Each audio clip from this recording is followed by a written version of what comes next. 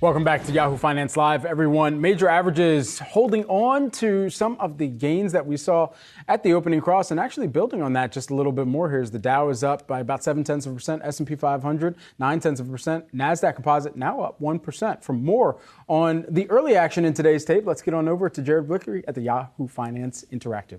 Well, as you can see here, you're just going through the numbers. The majors, they are up about 1%, some of them a little bit less. But the Russell 2000, which got beaten down pretty badly the other day, up 1.5%. And just looking inside the market, this is going to be the S&P 500 over the last 2 months. You can see we had a support level here. It looks like it held for at least temporarily. And we are not off to the races. We are just kind of inching higher here, searching for that next catalyst.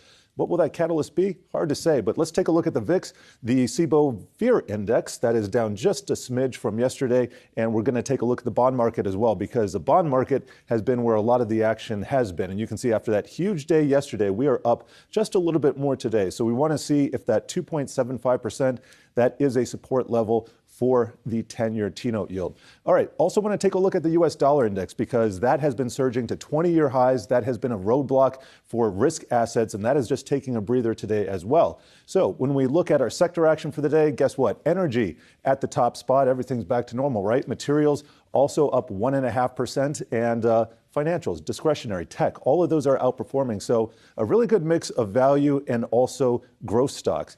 And if we take a look at some of our leaders here, the SOX index, it's been a while since we've seen semiconductors outperforming.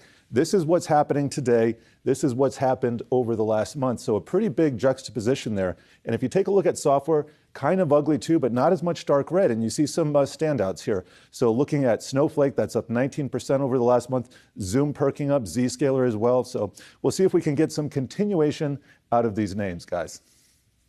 Jared, curious of what you're seeing in the meme stock patch? We have the GameStop out there, 4-for-1 stock split. You have Bed Bath catching a bid because the new CEO is buying some shares. Is that carrying over?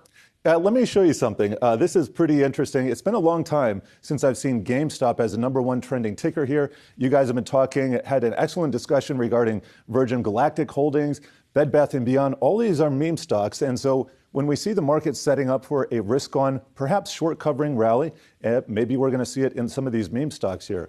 Now, to go back to see the meme stock action from 2021, you got to put a 2-year chart on. And I'm with you, Sazi. This 4-for-1 stock split, that is not a game plan for GameStop. But if you're interested in the math, I guess, well, you're going to have a $30, $40 stock in a few days, a couple weeks. We'll see.